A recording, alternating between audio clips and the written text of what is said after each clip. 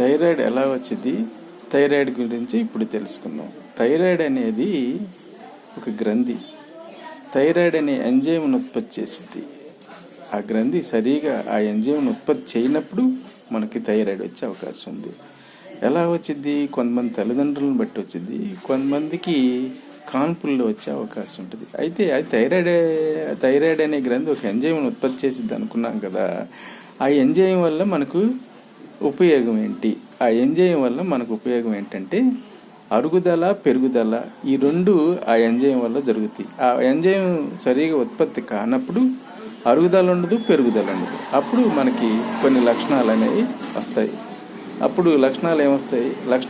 అప్పుడు బద్ధకంగా ఉంటాం, నీరసంగా ఉంటాం, ఈ రోజున బద్ధకంగా ఉంటాం, ఈ రోజున బద్ధకం రావటం, పిలిచిన పలకపాటం, మందు తిన్న పింజేరులాగా ఉంటారు. కొన్ని లక్షణాలు వస్తాయి ఆ థైరాయిడ్ ఎంజైమ్ ఉత్పత్తి అవుతాయి. ఇది థైరాయిడ్ యొక్క కథ. Thank you.